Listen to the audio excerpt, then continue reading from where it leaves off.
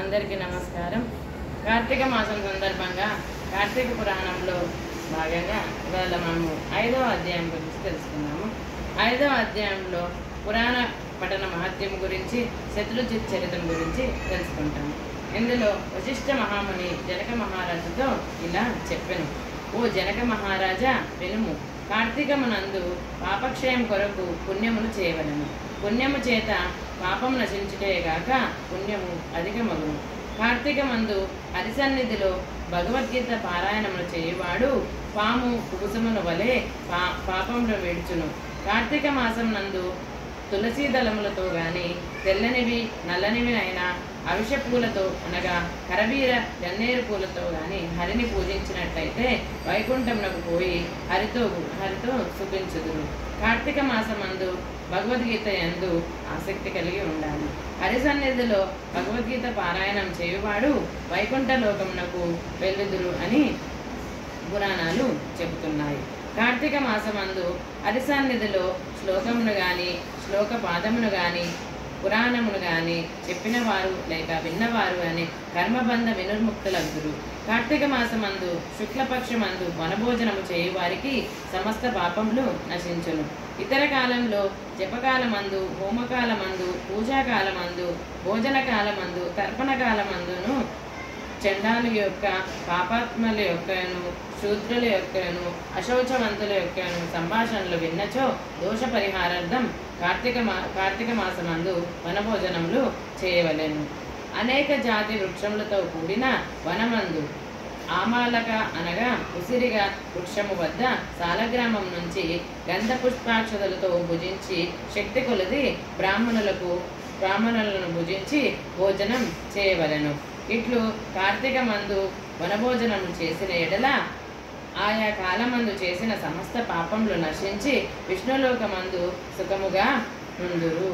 కాబట్టి తప్పక కార్తీక మందు వనభోజములను ఆచరించవలెను. కార్తీక మహత్యమును భక్తితో వినిన బ్రాహ్మణుని కుమారుడు నీచ జన్మ నుండి విముక్తుడయ్యాడు అని రాజు ఇట్లా అడిగాను. ఎలా విముక్తుడయ్యాడని రాజు అడిగాను. ఓ మునీశ్వర, బ్రాహ్మణుని కుమారుడు ఎవరు? వాడేమి కర్మలు చేశాను? దేని చేత విముక్తుడయ్యానో ఈ వృత్తాంతము వినవలయునని కుతూహలం పడుచున్నాను అని వశిష్ఠుడు పలికెను. జనక మహారాజు చెప్పెదను వినుము. కావేరీ తీరమందు దేవశర్మ అను బ్రాహ్మణుడు వేదాంగ పారంగతుడు గలడు. ఆ దేవశర్మకు దురాచారవంతుడకు ఒక కుమారుడు కలడు. అతని దుర్మార్గమును చూచి తండ్రి, నాయన, నీకు పాపములు నశించడి ఒక మాట చెప్పెదను. కార్తీక మాసమందు ప్రాతస్నానము చేయము. సాయంకాలమందు హరిసన్నిధిలో దీపములను సమర్పించుము.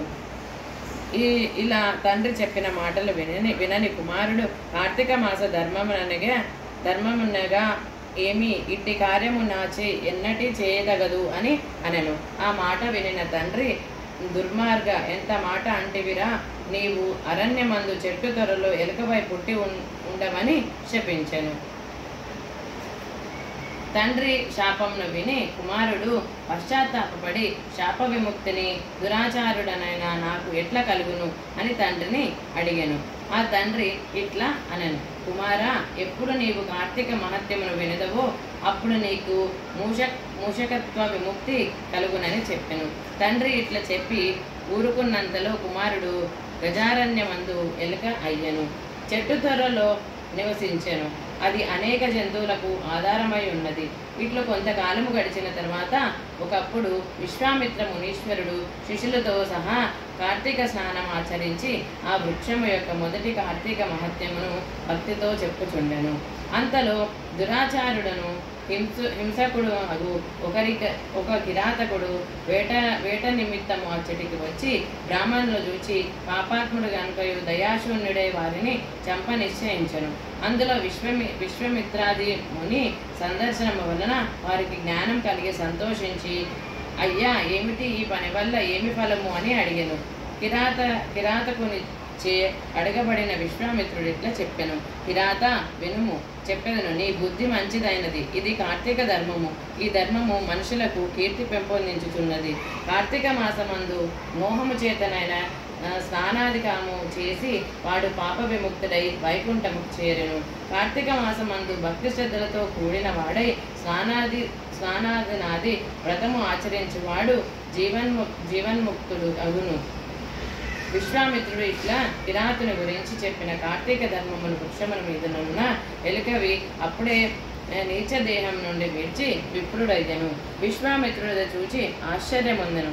తర్వాత బ్రాహ్మణ కుమారుడు తన వృత్తాంతమునంతయు విశ్వామిత్రునకు తెలిపి అనుజ్ఞ తీసుకొని తన ఇంటికి పోయాను. కిరాతుడును మూషక దేహ త్యాగమును బట్టి కార్తీక వ్రతఫలమును చూచి తర్వాత ముని వలన సకల ధర్మములు వినిన వైకుంఠం చేరను. సుగతిని గోరువారు కార్తీక మహత్యమును వినవలను. విన్నంతనే పుణ్యవంతులై పరమపదము పొందెదురు. కానీ విద్వాంసుడు తెలిసి కార్తీక ధర్మమును విని అభ్యసించవలెను. కాబట్టి తప్పక కార్తీక వ్రతమును ఆచరించదగినది. ఇది నిజము నాకు బ్రహ్మ చెప్పినాడు. రాజా, నీవును పురాణములందు బుద్ధి నుంచుము. అట్లైన ఎడల పుణ్యగతికి బోధువు. ఈ విషయమై విచారణతో పని లేదు అని నిశ్చయము అని చెప్పెను అని వశిష్ఠుడు జనక మహారాజుతో ఇలా చెప్పాను. కాబట్టి కార్తీక మాసమందు మనము ఈ కార్తీక మహాత్యం గురించి తెలుసుకోవడం, ఈ పఠించడం అనేది చాలా విశిష్టమైనది. సాయంకాల సమయంలో శివాలయంలో కానీ విష్ణువాలయంలో కానీ దీపారాధన చేయడం వల్ల మనకు పుణ్యం లభిస్తుందని మనము ఈ 5వ అధ్యాయంలో కూడా తెలుసుకున్నాము. శుభం.